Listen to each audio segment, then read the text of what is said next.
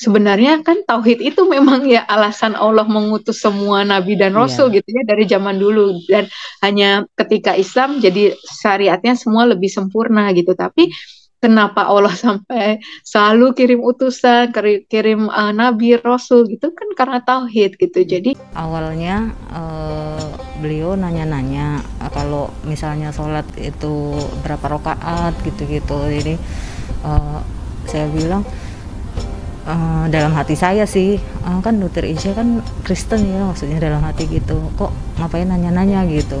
Terus suatu saat beliau beneran ngasih tahu ke saya, katanya, Bu, saya udah sadar katanya gitu. saya saya sampai nangis gitu, ya Allah gitu. Asyhadu alla ilaha illallah wa asyhadu anna Muhammadan Rasulullah.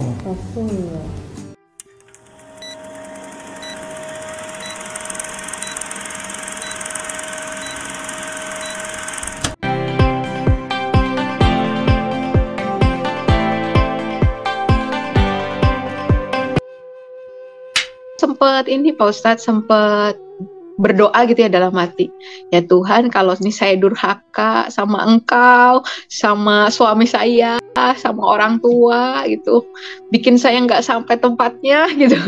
Terus saya masih pukul-pukul pipi saya gitu Pak Ustadz, saya lagi kenapa sih, saya kenapa gitu, bener-bener nggak tahu gitu ya. Perasaan saat itu tuh seperti itu gitu ya. Saya kecelakaan pun gak apa-apa deh kalau sebenarnya Tuhan marah nih kalau abis ini saya seperti ini gitu. Saya pikir gitu, ambil aja nyawa saya Tuhan gitu. Doa jelek ya gitu ya istilahnya gitu ya. Cuman ya itu tadi ya, alhamdulillah ya gak dikabulkan Allah kan ya, seperti itu. Saya sampai Pak Ustadz, janji jam 9 kurang 10 sampai di sekretariat MCI Jakarta Barat. Nah waktu sampai ustazahnya kaget. Astagfirullahaladzim, saya lupa cancel. Jadi hari itu tuh mulai semua masjid apa segala macam kan lockdown Pak Ustadz, nggak terima tamu. Beliau juga udah sepuh gitu kan. Tapi nggak tahu kenapa beliau juga, oh yaudah nggak apa-apa, saya pikir gitu ya kalau nggak jadi. Tapi beliau bilang, yaudah nggak apa-apa, saya yang salah, saya yang belum cancel gitu kan appointmentnya. Jadi akhirnya saya masuk, baru duduk sebentar, ada lagi tamu di luar ya, dibilang mau ngaji, udah mualaf, mau ngaji di situ. Itu udah di cancel semua, mereka udah reschedule semua waktu saat itu. Akhirnya beliau lanjutkan lagi sama saya, beliau nggak nanya status saya apa gitu ya, termasuk juga yang teman saya itu kan pesan sama saya, kalau misalnya nanti ustazahnya jelekin agama kamu sebelumnya, nggak usah dilanjutin katanya. Kalau nanti ustazahnya nggak ngomongin tauhid, nggak ngajarin tauhid untuk yang pertama kali, juga nggak usah dilanjutin. Pokoknya semuanya harus balik lagi ke Al-Quran, hadis. Gitu. Kemudian betul itu yang terjadi gitu ya. Beliau nggak tanya status saya udah menikah atau belum, terus nggak menjelekkan agama saya sebelumnya. Yang beliau sampaikan tentang tauhid, tentang rukun iman, rukun Islam itu yang saya ingat gitu. Dan itu di situ air mata saya tuh ngalir terus Pak Ustadz sampai azan zuhur. Beliau itu insinyur pertama wanita di Indonesia. Jadi kebayang ya, menjelaskannya itu memuaskan akal, memuaskan iman gitu ya.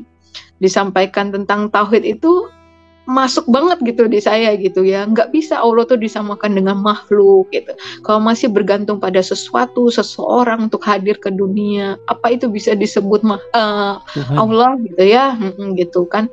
Kan itu sama dengan manusia gitu berarti kan. Seperti itu. Jadi bisa, oh iya ini Allah yang benar, ini yang benar, ini yang benar gitu ya, di dalam hati saya gitu terus gitu. Lalu pas azan itu beliau bilang, ya udah seperti itu gitu. Sekarang Dokter Raisa mau seperti apa? Ya udah Bunda, saya belajar dulu, saya bilang. Oh ya boleh belajar di sini, sholat, ngaji. Tapi mohon maaf ya, argonya belum jalan, belum dapat pahala katanya gitu. Oh iya, kenapa? Bunda, saya bilangnya Bunda. Iya, kenapa Bunda? Saya bilang gitu kan. Oh iya, kan belum syahadat. Oh iya, apa isinya syahadat Bunda? Percaya Allah itu esa gitu kan. Percaya Muhammad utusan Allah, percaya. Ya udah, itu isinya syahadat. Ya udah, saya syahadat. Waktu itu tuh as simple as that gitu. Jadi nggak kepikiran konsekuensinya setelah ini apa gitu. Beliau hanya ngambilin gamis, ngambilin kerudung gitu ya. Saya udah dituntun syahadat gitu. Masya Allah gitu ya. Surat belum dikasih Pak Ustadz karena katanya di sini itu dikasih surat kalau sudah bisa masuk baca Al-Quran An-Naba katanya gitu kan. Jadi ditahan suratnya gitu karena biasa sering kadang ada mualaf tuh hanya surat terus buat menikah gitu atau dan sebagainya gitu. Jadi kita ditahan untuk sampai bisa ngaji dulu gitu.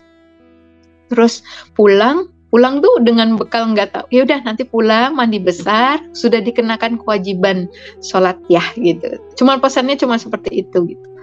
Nah jadi saya pulang saat itu nggak dipesenin ya, belum dipesenin kalau abis ini kamu tuh haram sama suami karena kan non muslim gitu, nggak ada sama sekali.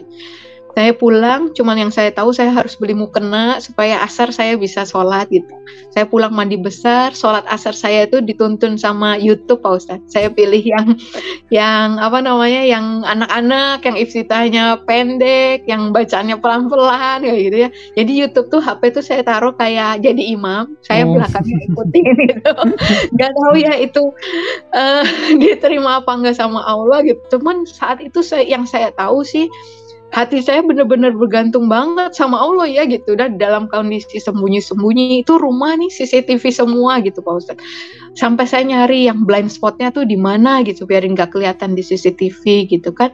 Karena kan saya saya tuh bilang sama Allah, ya Allah, saya ketahuan kalau saya udah baca seluruh isi Al-Quran, ya Allah, saya bilang gitu, izinkan saya ketahuannya setelah itu, karena saya bukan takut, tapi saya nggak mau nanti saya jawab salah tentang Islam, terus saya jelekkan Islam, saya pikir gitu. Terus jadi, alhamdulillah itu saya setiap habis sholat tuh, selesai sholat yang satu, saya alhamdulillah ya Allah bisa sholat asar, mudahkan ya Allah bisa maghrib, gitu terus Pak Ustadz. Jadi sebelum azan tuh saya udah wudu.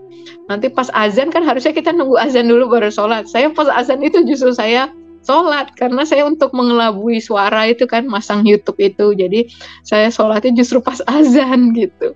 Pokoknya sebenarnya banyak kekurangan sih saat itu. Cuman saya sampai hari ini tuh masih sering membandingkan gitu ya kualitas sholat saya dengan sholat saya saat itu gitu ya. Dalam kondisi sempit dengan kondisi lapang sekarang, apa hati saya lebih berpaut sama Allah saat itu gitu ya. Dengan mungkin bacaan gerakannya jauh dari sempurna gitu ya, dari syariat gitu dan sebagainya, tapi saat itu yang saya rasakan betul seperti itu gitu ya, begitu bergantung itu pada Allah gitu, sampai kalau ketahuan sampai saya ada apa-apa ya udah gitu, yang penting saya mati dalam keadaan Islam gitu, saat itu berpikir seperti itu. Dan betul juga yang tadi saya bilang, ya Allah saya ketahuannya nanti setelah khatam Quran gitu ya, betul.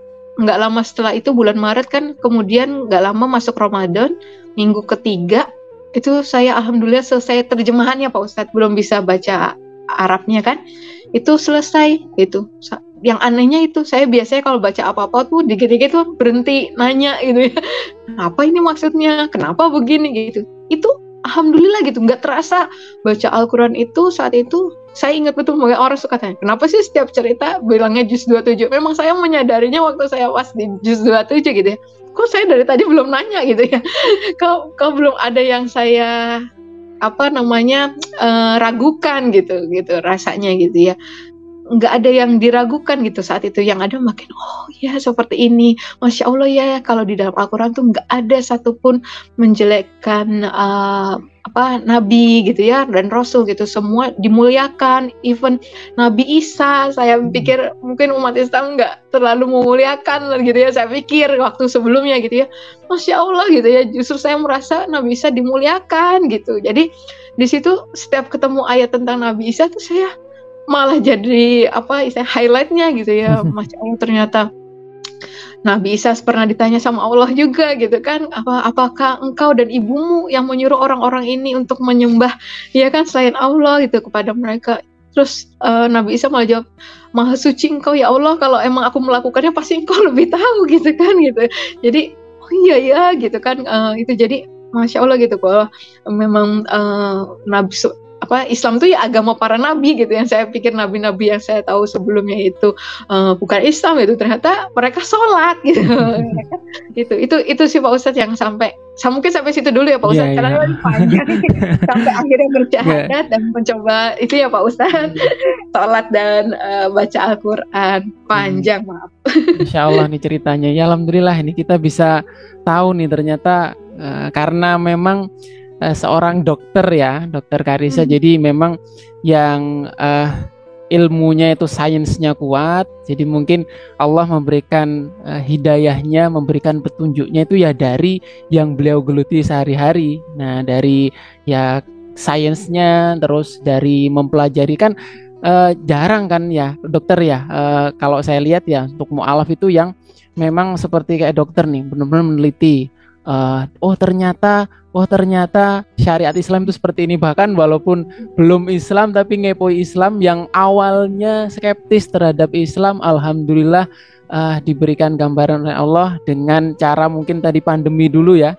Nah dengan pandemi dulu terus kepo ya karena dokter ya mungkin, tapi mungkin juga banyak ya dok ya mungkin ya yang akhirnya mungkin ya yang muslim juga akhirnya makin taat karena corona, karena wah ternyata syariat Islam itu oleh Allah sudah didesain semodern ini. Nah bahkan kan dulu syariatnya dari 1400 tahun yang lalu oleh Nabi Muhammad, tapi ternyata masih ya bisa untuk sekarang, untuk bahkan nanti sampai akhir zaman. Nah itulah, ini mungkin sangat menginspirasi ya bagi teman-teman di sini, bagi sahabat Mu'alaf TV. Nah bagi yang para muslim ini juga kita nggak boleh kalah nih dengan Dokter Karissa nih, karena beliau saja ngepoin loh walaupun belum muslim dulu untuk hikmah-hikmahnya serta khasiat-khasiatnya, nah gerakan-gerakan sholat dan sebagainya.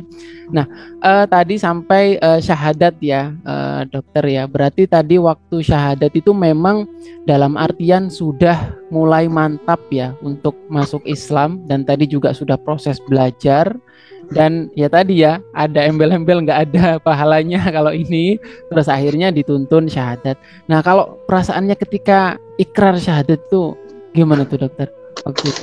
Ya jadi waktu itu Pak Ustadz, mungkin kalau orang berpikir masa sih cuma dijelasin tauhid, rukun iman, rukun Islam tuh langsung mantap gitu ya.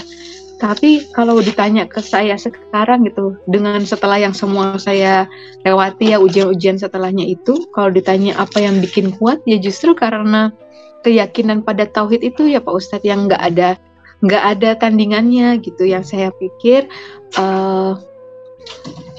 sebenarnya kan tauhid itu memang ya alasan Allah mengutus semua nabi dan rasul gitu ya dari zaman dulu, dan hanya ketika Islam jadi syariatnya semua lebih sempurna gitu. Tapi kenapa Allah sampai selalu kirim utusan, kirim nabi, rasul gitu, kan karena tauhid gitu. Jadi akhirnya kalau bisa dibilang ya itu kenapa ini di Al-Quran bilang kita berpegang pada tali agama Allah gitu ya.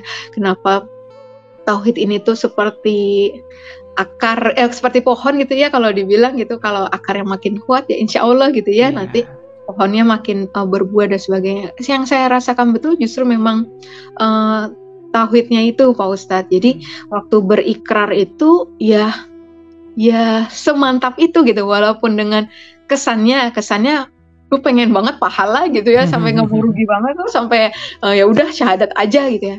Tapi hari itu bener-bener bulat banget gitu ya. Saya udah berpikir no turning back gitu ya, no turning back, bukan yang main. Nanti kalau ada sesuatu, ada masalah, atau saya menemukan kecewa dengan Islam gitu dan sebagainya, mungkin saya bisa balik lagi gitu. Saat itu enggak, kayak cuman iya saya mau balik kepada Allah yang benar, Allah yang menciptakan saya gitu ya, Allah yang menciptakan dunia dan akhirat nanti gitu ya gitu. Jadi waktu itu udah bener-bener cuman Allah aja gitu waktu itu. Apapun konsekuensi di depan, harga yang harus saya bayar ya udah gitu. Waktu yang ada di dalam hati semua itu gitu, karena belum tahu tuh Pak Ustadz yang dibilang tadi nanti harus itu oleh orang lain malah yang menyampaikan. Saya nggak, dan saat itu saya juga nggak berpikir wah kemarin berarti Bu Ustazahnya jebak saya ini gitu. Beliau nggak jebak juga sih, kan beliau nggak nanya ya saya udah punya suami atau belum gitu kan. Jadi Nah, alhamdulillahnya saya nggak berpikir gitu sama sekali gitu. Ketika saya itu hari Ahad ya, berarti saya syahadat, saya itu dikasih tahu, saya hari Rabu itu kan mulai ada WFH, WFO ya, baru masuk kantor lagi tuh hari Rabu. Itu saya, waduh, saya nggak mungkin nyalain YouTube di masjid kan ya, kalau misalnya, atau musola di kantor gitu kan, karena nggak mungkin kan, karena belum bisa sholat itu. Berarti saya harus sholat jamaah. Sholat jamaah nggak bisa sama yang laki kan, harus sama yang perempuan gitu. Jadi saya cerita lagi sama satu orang teman perempuan. Tujuannya tadi untuk punya teman sholat jamaah gitu kan. Terus saya cari itu teman kantor siapa ya yang sama ngelihat solehannya segampang, oh yang jilbabnya paling panjang. Saya jarang gitu ya hubungan sama beliau, sampai saya, Bu, boleh nggak ngobrol sebentar di musola, lagi ngomongnya di musola gitu kan. Mungkin si ibu juga berpikir aneh banget Dokter Karissa di musola gitu. Terus waktu di musola saya bilang, Bu, Ahad kemarin saya syahadat. Allahu Akbar gitu beliau, sama terus langsung nangis gitu. Terus habis nangis tapi begini, Dokter Karissa mikir nggak sih, katanya gitu. Habis ini mau apa gitu, anak-anak gimana, seperti itu. Terus tahu nggak, sejak kemarin Dokter Karissa bersyahadat, Dokter Karissa haram hubungan sama suami. Oh iya, saya gitu ke ibu tuh. Terus langsung saya, ya udah, di hati saya nggak ada, aduh gini lagi, enggak. Terus cuma saya pikir, berarti nanti pulang saya tidurnya udah pindah ke kamar anak, yang kayak gitu-gitu.